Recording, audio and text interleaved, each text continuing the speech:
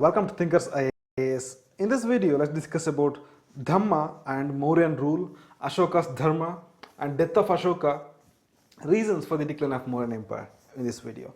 So, Ashoka declared that all men are my children.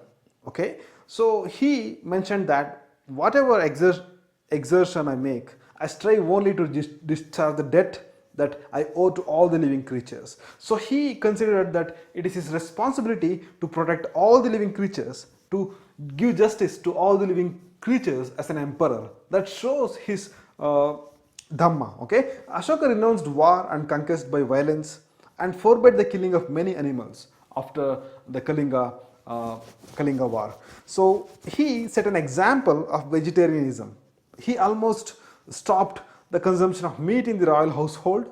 Okay, he led by example, and Ashoka also prohibited useless sacrifices. Okay, he was a social activist, emperor, and certain forms of gathering which led to waste, indiscipline, and superstition. Okay, so he prohibited unnecessary expenditure on certain ceremonies, certain activities, certain religious procedures.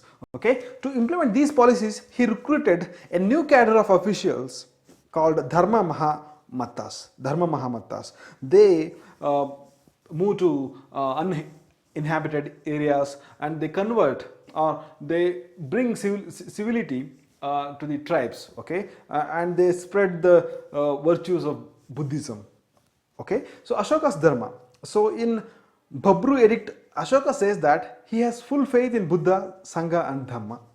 Okay, but he never forced his ideal on people. He respected all the religion. He also promoted Brahmanism as well, even though his state policy is Buddhism. Okay. So Pillar Edict 2 says that Dhamma is good, but what constitutes the Dhamma? He also explained that in that Pillar Edict. It includes little evil, much good, kindness, generosity, truthfulness, and purity. In 7th edict, he says that all sects desire both self-control and purity of mind.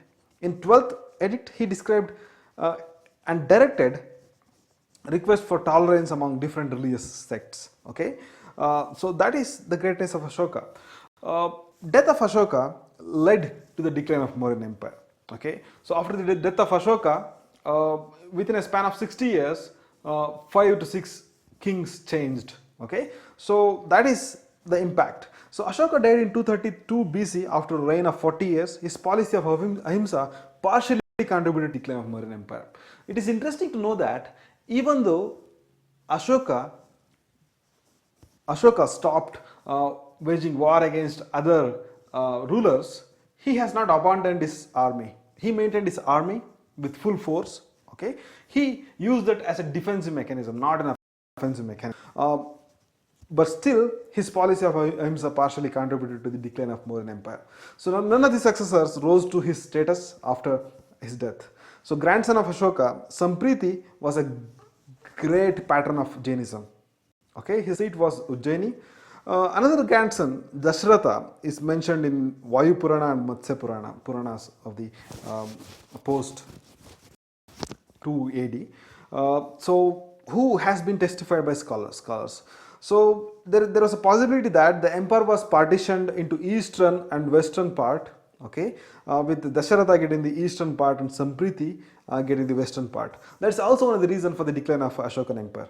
Okay, so the strength and influence of Mauryan Empire declined so dramatically after Ashoka that after Ashoka, 6 rulers of the same dynasty could rule only for 52 years. On an average, they ruled for 8 years. Okay, 8 to 9 years. So that is the sorry state of Ashokan Mauryan Empire during that time. So last ruler of the Mauryan dynasty was Bruhadratha. So Bruhadratha was the last ruler. He was overthrown by commander-in-chief Pushyamitra Shunga. He established Shunga dynasty after the fall of Mauryan Empire. Okay, so Ashoka is a Buddhist literary work. It is an Indian Sanskrit language text that describes the birth and reign of Mauryan Emperor Ashoka the Great. Okay, so it is a Buddhist text written in Sanskrit language. Ashoka Vadana is one of the Avadana texts contained in Divya Vadana. Okay, so it is a collection of poems of several Buddhist legends and narratives. It was converted to Chinese language by Fahian. Okay, you cannot remember the name. So that's the thing. Now let's examine the reasons for the decline of Mauryan Empire. So immediately after the death of Ashoka, Mauryan dynasty was partitioned into two parts, east and west. So this may be another reason for the weakening of Mauryan Empire because of the two power centers. Second is that successors of Ashoka were weak rulers. So they appeared not being able to handle the highly centralized tradition of domestic policy of the early Mauryans. Another thing is that there was pressure on Mauryan economy. Okay, so because of the heavy bureaucratic machinery, they have to give the remunerations to those bureaucrats. It put heavy pressure on the Mauryan economy, which is evident from the low quality punchmark coins. They went to an extent that they melted the gold sculptures to pay the bureaucrats. Okay, so in the later period, so Mauryan administration was highly centralized, and only a prudent ruler could handle this machinery. So you cannot control everything with that. Okay, so oppressive policy of the later Mauryan for decline is another reason for the decline of Mauryan Empire. Okay, so these are the reasons. So if that is asked in the mains examination, please mention these six reasons with explanations.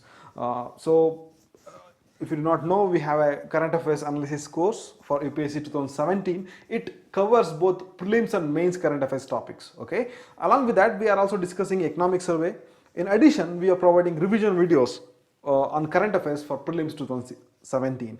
Okay. If you are interested, you can visit our website thinkersias.com/current affairs to subscribe to this course, or you can find the link in the description box below. So that is the issue, and you can subscribe to our course, to our channel. Please press the subscribe button, and after that you will see a bell icon. Please press on that icon as well. After that you get the notification to your YouTube account whenever I upload a new video. That is convenient here. So thanks for watching. Please share the videos to reach larger public. So if there is more response, good response, I would like to start another series on medieval India, but only if there is a good response from the subscribers.